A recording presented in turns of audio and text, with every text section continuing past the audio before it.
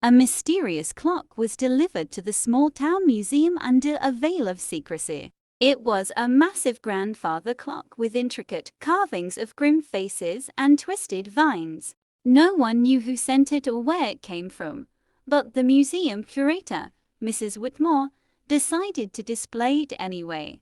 The townsfolk flocked to see the clock, mesmerized by its Gothic design. The clock bore an unusual feature: it had 13 hours instead of 12. Despite its strangeness, Mrs. Whitmore assured everyone it was merely an artistic oddity. The first incident occurred the night the clock was unveiled, when the security guard disappeared. His chair was found overturned and his flashlight lay on the ground, still on. The museum's security footage showed him staring at the clock before the video abruptly cut out. Mrs. Whitmore brushed it off as a prank, but unease settled over the staff. That evening, the clock chimed 13 times at midnight. The eerie sound echoed through the empty museum like a mournful wail. Townsfolk passing by the museum reported hearing faint whispers and cries. News spread, and the clock became an object of fear and fascination. Local historian Peter Morris decided to investigate its origins. After days of research, he found an old legend about the 13th chime. The story claimed the clock was cursed and would summon misfortune when it chimed 13. It had allegedly belonged to a reclusive clockmaker who vanished centuries ago. Peter noticed strange carvings on the clock that resembled ancient runes. He reached out to his friend Emily, a linguist specializing in ancient symbols. Emily deciphered the runes and discovered they were warnings about opening a portal. That night, the clock struck 13 again, and a powerful wind rattled the museum. Objects were flung across the room, and shadows moved without a source.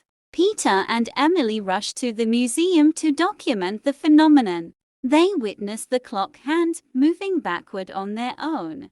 As they approached, they heard faint whispers calling their names. Emily felt a cold hand brush her shoulder, but no one was there. The clock began glowing faintly, its carvings shimmering with a ghostly light. Peter recorded everything, determined to uncover the truth.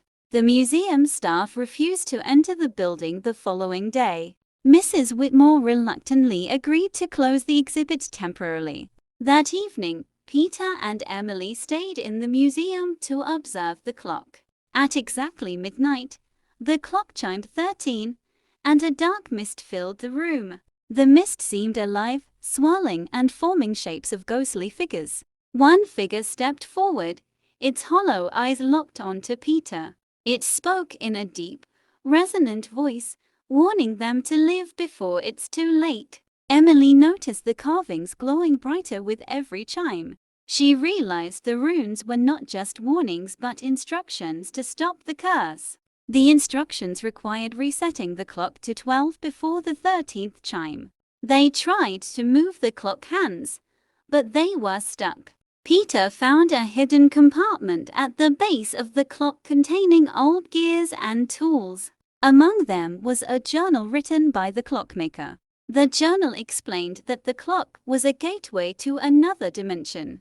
The clockmaker had built it to reunite with his lost family, but failed to control its power. Each chime beyond 12 brought the dimensions closer together, risking catastrophe. Peter and Emily worked frantically to decipher how to reset the clock. The ghostly figures grew more aggressive, circling them and whispering ominously.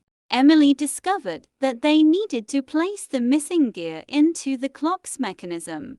The gear was hidden inside a drawer labeled Final Hope. As Peter retrieved it, the clock began vibrating violently. Emily inserted the gear and turned it with the ancient key they found. The clock resisted, its hands jerking erratically. Shadows tried to pull them away, but they held firm. The clock's face cracked, revealing a swirling vortex of light. The room filled with deafening noise as the clock struck 12. Suddenly, the ghostly figures froze in place, their anguished faces softening.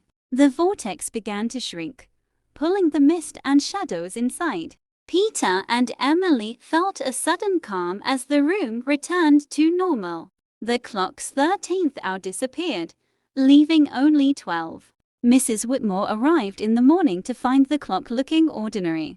Peter and Emily explained what had happened, though she was skeptical. They decided to move the clock to a secure location for further study. Days passed, and the town's eerie event stopped completely. Peter and Emily continued their research into cursed artifacts. They became local heroes, their story spreading far and wide.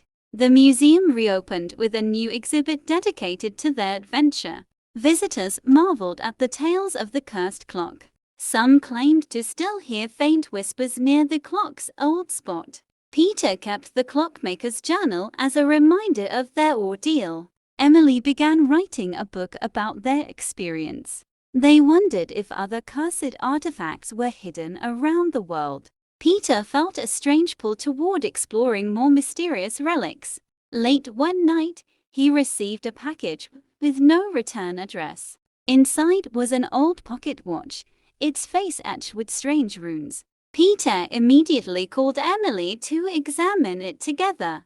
The pocket watch began ticking, even though it wasn't wound. A faint glow emanated from its center, pulsing like a heartbeat. Emily arrived and recognized symbols similar to the clock's carvings. They realized their journey was far from over. As they studied the watch, they heard a faint chime. It wasn't coming from the watch but from somewhere in the distance. Peter felt a cold breeze pass through the room, carrying the scent of old wood. The museum lights flickered, and the air grew heavy. Emily whispered, "It's happening again." The watch ticked faster, its glow intensifying. Peter placed it on the table, but it began to spin on its own. A low hum filled the air, growing louder with each passing second. They knew they were about to face another supernatural trial. "We've done this before," Peter said, steeling himself. Emily nodded, determined to uncover the truth once more. The watch stopped spinning, pointing toward a map on the wall.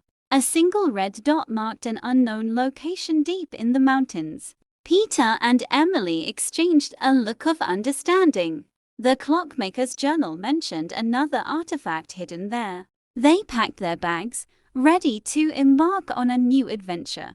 As they left, the museum's clock struck 12, echoing behind them. The sound seemed to whisper, "Beware." Peter and Emily didn't look back, their focus on the path ahead.